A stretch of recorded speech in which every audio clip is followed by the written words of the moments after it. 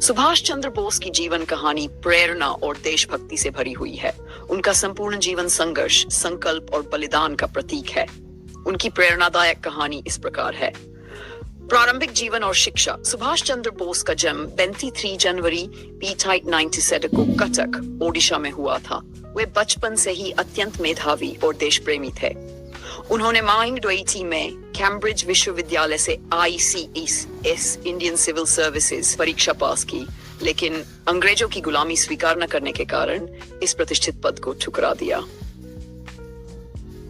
स्वतंत्रता संग्राम में योगदान। बोस महात्मा गांधी और कांग्रेस के विचारों से प्रभावित थे, लेकिन उनका मानना था कि केवल अहिंसा से स्वतंत्रता नहीं मिलेगी।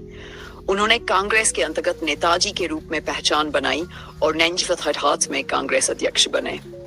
परंतु जब उनके क्रांतिकारों के कारण कांग्रेस से मतभेद बढ़े, तो उन्होंने फॉरवर्ड ब्लॉक की स्थापना की। ब्रिटिश सरकार ने उन्हें कई बार गिरफ्तार किया, लेकिन वे हर बार संघर्ष के लिए तैयार रहे।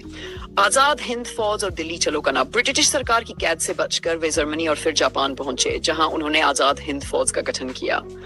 उनका नारा, तुम मुझे खून दो, मैं तुम्हें आजादी दूंगा, आज भी भारतीयों के हृदय में गूंजता है। 1943 में उन्होंने स्वतंत्र भारत की आई सरकार की स्थापना की और ब्रिटिश शासन को चुनौती दी।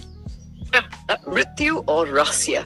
1945 में नेताजी का विमान दुर्घटना में निधन होने की खबर आई, लेकिन उनकी मृत्यु को लेकर अब भी संदेह बना हुआ है। वे भारतीय स्वतंत्रता संग्राम के सबसे प्रेरणादायक नेताओं में से एक रहे। प्रेरणादायक संदेश। सुभाष चंद्र बोस की कहानी हमें सिखाती है कि स्वतंत्रता और सफलता के लिए साहस, संकल्प और बलिदान जरूरी है। उनका जीवन हमें अपने लक्ष्य के प्रति अडिग रहने की प्रेरणा देता है।